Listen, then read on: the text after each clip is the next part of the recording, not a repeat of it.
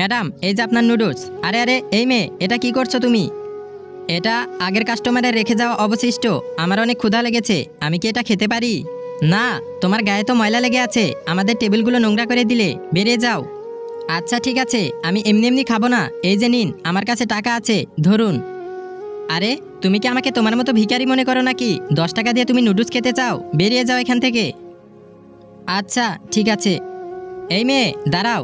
আমি এই নুডলস এখনো খাইনি, এটা তুমি খেয়ে নাও। ঠিক আছে ম্যাডাম, আপনাকে অসংখ্য ধন্যবাদ। এই যে, তুমি আমার জন্য আরেক বাটি নুডলস নিয়ে আসো, যাও। ঠিক আছে ম্যাডাম, এক্ষুনি আনছি। আরে আস্তে খাও, আস্তে খাও, গলায় আটকাবে তো। ঠিক আছে, আস্তে খাচ্ছি। এই যে নিন আপনার নুডলস। ছোট্ট মেয়ে, তোমার এই অবস্থা কেন? তুমি এই বয়সে বোতল কুড়াও। তোমার পরিবার কোথায়? তোমার কি কোনো সমস্যা? তাহলে তুমি আমাকে বলতে পারো, হয়তো আমি তোমাকে সাহায্য করতে পারি। ম্যাডাম, ছোটবেলায় আমার মা বাবা মারা যায়। তারপর থেকে আমি আমার দাদির কাছেই বড় হয়েছি। তিনি এতদিন আমার পড়াশোনার খরচ চালিয়েছেন।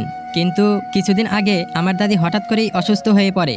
তারপর তিনিও দুনিয়া থেকে চলে যায়। এখন আমাকে দেখাশোনা করার মতো কেউ নেই। এজন্য আমি বোতল কুড়াই আর নিজের পড়াশোনার খরচ চালাচ্ছি।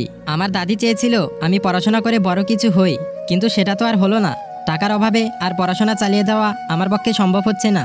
ঠিক আছে, তোমার লেখাপড়ার সার্টিফিকেটগুলো দেখাও, দেখি আমি তোমাকে কোনো সাহায্য করতে পারি কি না।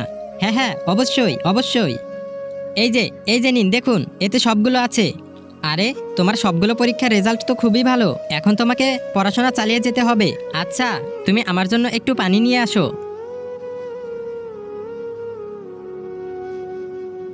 আরে, ম্যাডাম আমাকে পানি আনতে বলে কোথায় গেল? তোমার মতো একজন অসহায় মানুষকে সহযোগিতা করতে পেরে আমি ধন্য।